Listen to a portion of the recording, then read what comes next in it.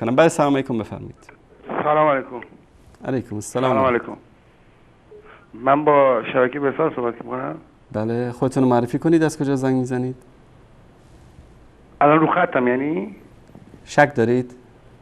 نه عزیزم، میخواستم مطمئن بشم. من علیرضا شاهی هستم، از تهران مزاحمتون میشم. آقای علیرضا بفرمایید. در مورد کلیپ ها اگر صحبتی دارید میشنوید. عرض خدمتتون، شما آقای انصاری هستید دیگه؟ بله. عزیز دلم، من اصلا از اهانت و بیادبی خوشم نمیاد. خیلی محترمانه و دوستانه با هم صحبت میکنیم. من فقط چند تا مطلب رو خدمتتون عرض میکنم. یکی این که اگر آقا علیرضا خواهش میکنم اول در مورد کلیپ هایی که ما پخش کردیم صحبت بکنید، بعد هر مطلبی که دوست داشته باشید میتونید که. چون من حقیقتش کلیپ قبلی رو ندیدم و الانم این چیزی که هر کلیپی رو که دوست دارید انتخاب بکنید. هر کلیپی رو که دوست دارید. میتونم من در حد 1 دقیقه من یه چند مطلب کل مطالبمو در حد 1 دقیقه جمع بندی کنم؟ نه. خیلی مهمه ها. باش بذارید برای خود. نگم؟ نه. من یه سوال از شما پس من داشتم. ببینید طبق آیات قرآن مجید جناب پیغمبر ما یکی از دلسوزترین افراد بوده نسبت به امت. اگر اینطور بوده باشه پس جناب حضرت ابوبکر من میگم خیلی بهتر و دلسوزتر بوده. چرا؟ چون ایشون بعد از وفات خودشون کسی رو به عنوان جانشین مشخص کردن ولی پیغمبر نکرد. اگر کرد پیغمبر به ما بگید کی بوده؟ این یک مطلب دیگه این که یک شما مطلب یک مطلب بریم جلو. اجازه بدید اینو بگم. یک مطلب بریم جلو آقای محترم. یک مطلب بریم جلو. یک رو خط بمونید. یک مطلب بگم بعدا تمام میشه. شما یک نفری رو به عنوان شهید معرفی کردید. چند وقت پیش ایشون من اعدامش کردن که ایشون قاتل بود. خیلی آدم لات و شرور و قاتل و جنایتکار. این مطلب دیگه است. این مطلب دیگه است برادر عزیز. اون که در نزد شما شاید در نزد آقای محترم بذارید بحث علمی بکنیم. اینا که ما شهید معرفی میکنیم در نزد ما شهدا هستن. نحسبهم كذلك. الله سبحانه و تعالی شهادتشون رو قبول بکنه. و این آخوندهای شما موقعی که زمان شاه همین آخوندهایی رو که امروز شما مرجع تقلید قرار دادید و انقدر براتون مقدسن، در زمان شاه به اینها چه تهمتایی که نزدن؟ گفتن وهابی بودن و لات بودن و زنا کردن و دزدی کردن و هزار یک چیز. هر حکومتی مخالفین خودش رو که بهش نمیگه نه فرشته بوده، بیگناه بوده، خیلی آدم خوب بوده. با همین تهمتا بعد اعدام بکنن دیگه. بکنن. خب الان من جواب شما رو اولا الله سبحانه و تعالی پیامبرش رو فرستاد خاتم النبیین بود. خاتم النبیین به معنی این که بعد از رسول الله صلی الله علیه و سلم نبوت قطع شد. تعیین جانشین به معنی این است که این نمایندگی میکنه از اصل که رسول الله صلی الله علیه و سلم باشه. هر کاری که جانشین انجام بده این به پای کسی که اونو تعیین کرده تمام میشه. چون رسول الله صلی الله علیه و سلم خاتم النبیین بودن و قرآن آخرین کتاب بود و همه امور دینی و دنیوی ما در قرآن کریم ذکر شده بود و قرآن کریم به عنوان امام و رهبر و به اصطلاح راهگشای امت اسلامی از طرف رسول الله صلی الله علیه و سلم گذاشته شده بود و در قرآن کریم اومده که و امرهم شورا بینهم، امورتون رو در بینتون با شورا انجام بدید. این امر الله سبحانه و تعالی است. این صفات مؤمنین هست و سیدنا علی رضی الله تعالی عنه در نهج البلاغه، عزیزان نشون بدن این نهج البلاغه سیدنا علی رضی الله تعالی عنه، اینم صفحه بعدیش و اینم نامه 6. در اینجا میگه انه بایعنی قوم الذین بایعوا ابابکر و عمر و عثمان علی ما بایعهم، همونو کسانی با من بیعت کردن که با ابوبکر و عمر و عثمان بیعت کردن. فلم یکن للشاهد ان یختار ولا للغایب ان یرد، کسی که حاضر بوده حق نداره کسی دیگر رو انتخاب بکنه و کسی که غایب بوده حق نداره که انتخاب کسایی که حاضر بودن رو رد بکنه. انما شورا للمهاجرین والانصار، شورا از آن مهاجرین و انصار است. چرا؟ و امرهم شورا بینهم فان اجتمعوا على رجل وسموه اماما كان ذلك لله رضا، اگر جمع شدن و کسی رو به عنوان امامشون تعیین کردن در این کار رضایت الله سبحانه و تعالی است. متوجه شدید آقای علیرضا؟ اون شد. من میتونم صحبت کنم؟ بفرمایید. ببین عزیزم، اولا که من یه خواهشی از شما دارم، موقعی که من دارم صحبت میکنم شما، من تلویزیون رو گوش کردم، صدای من پخش نمیشه. نه. ببینید این چیزی که شما فرمودید، گفتید که و امرهم شورا بینهم، خدا میگه در کارهاتون با هم مشورت کنید، ولی توی سوره ابراهیم میگه که ما شما را امام قرار میدیم. امامت انتصابی، انتخابی نیستش. کجا گفته که امامت انتصابی از طرف الله سبحانه و تعالی؟ شما تواتر معنیش اینه که آقای محترم، الان شما یک ادعا کردید، گفتید در قرآن گفته که امامت انتصابیه. در کجای قرآن گفته؟ میتونم آدرس؟ در مورد امیرالمومنین نگفتید، در مورد حضرت ابراهیم گفته. در مورد هر کسی که گفته امامت گفتید که انتصابی است، کجا گفته؟ ببینید وقتی که تو خدا به سوره رو یک آیه نازل میشه میگه و ما شما رو امام قرار دادیم، یعنی چی؟ یعنی که من شما رو امام قرار میدم، نه که دیگران. در کجا گفته؟ در کجا گفته؟ میتونید آدرس سوره ابراهیم. سوره ابراهیم آیه چندم؟ دارم نگاه میکنم که اگه آیهش من دقیقاً الان بیاد جلو، آیهش اعلام میکنم خدمتتون.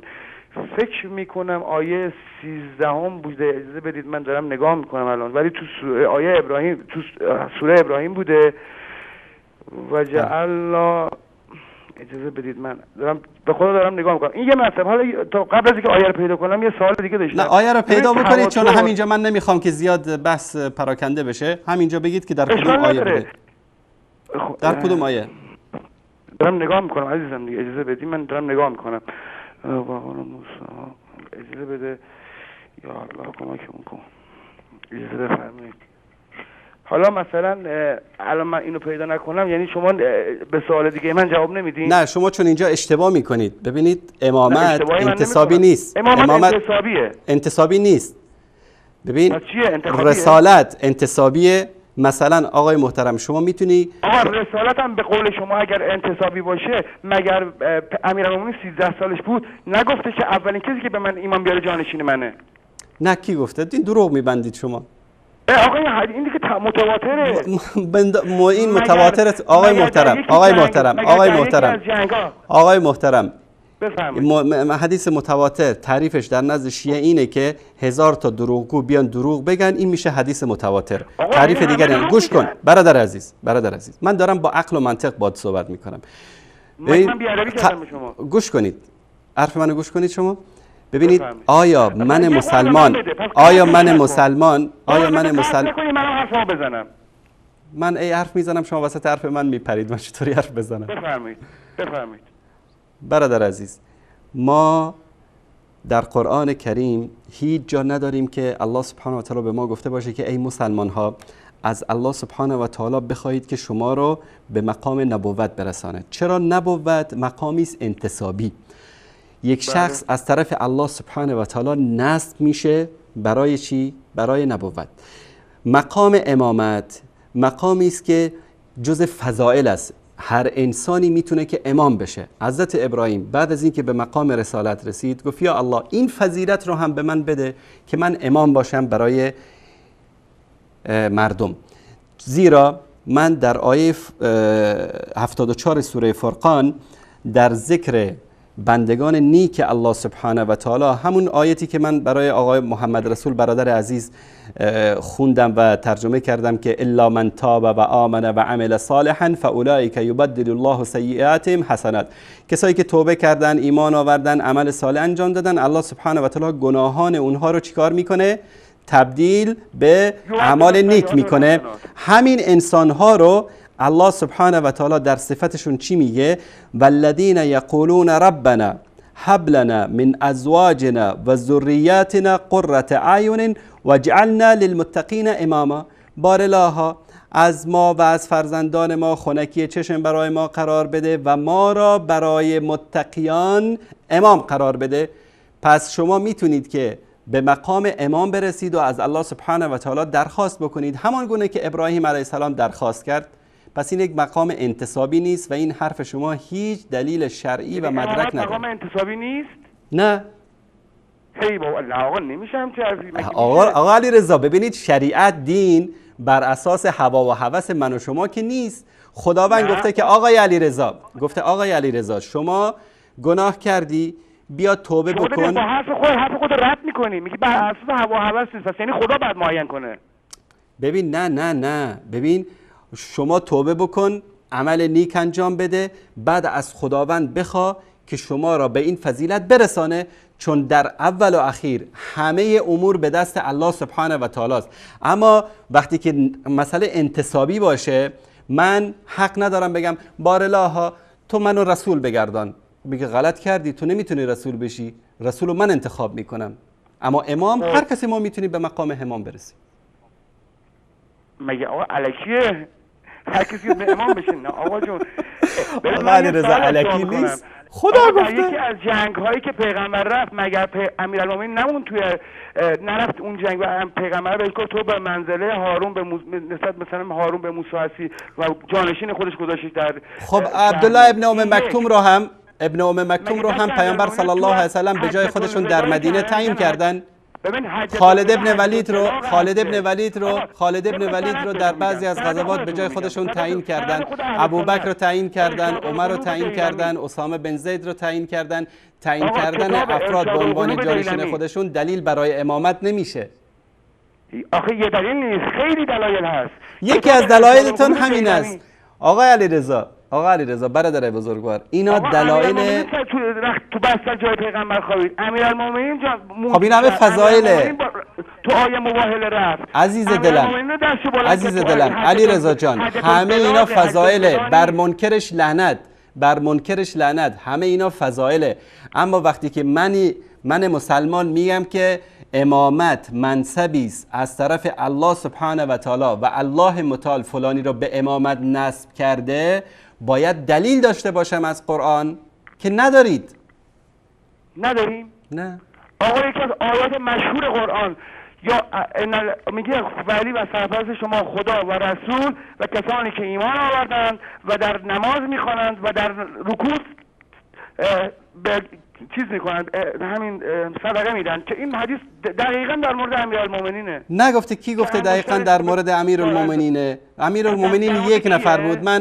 امیرالمومنین یک نفر بود. اینا والذین یؤتون الزکات و هم راکعون. والذین یعنی چی؟ و کسانی که زکات میدهند و رکوع میکنن، یعنی خاشع هستند یا نماز میخوانند. اینجا الله سبحانه و تعالی میگه ولی شما الله هست، رسول است و کسانی هستند. اگر ولی اگر ولی در اینجا به معنی امام باشه، ترجمه آیت این میشه که امام شما خداست، امام شما پیغمبر است و امام شما کسانی هستند که نماز میخوانند و زکات میدهند. خواهی مسلمان این کار انجام میدن. من یه سوال دیگه از شما می‌پرسم. آیا ببینید توی کتاب ارشاد القلوب دیلمی که مال خود اهل سنت هستش، ببینم مگه قبل از این که پیغمبر دست امیرالمومنین رو تو حجة البلاغ، اون حجة الوداع مشهور الکی حجة البلاغ اصلشه، مگه امیرالمومنین رو قبل از این که پیغمبر دستش رو بلند بکنه باش مردم دوست نبودن، مگر نمیشناختن؟ پس برای چی باید بلند کنه؟ در اونجا به خاطر اینکه عده‌ای بودن با حضرت علی. قرآن میگه پیغمبر هیچ چیزی نمیگه غیر از اینکه حرف خدا رو بزنه. علی رضا جان برادر عزیز، به شما میدم. علی رضا جان برادر عزیز، در قدیر گوش کن برادر عزیز، گوش کن. تمام نشده، بذار کاملش کنم بعد گوش میکنم. ببینید کتاب ارشاد القلوب دیلمی دیگه اگر کتاب اهل سنت هستش، همه اینا قبول. آقای محترم شما چرا میخواید تکرار بکنید؟ من همه اینا رو قبول دارم. رفتن روی کوه خواستن سنگ بریزن رو سر پیغمبر و بقیه که رعد و برقی اومد و شناخته شد اون افراد کیا بودن. تموم شد.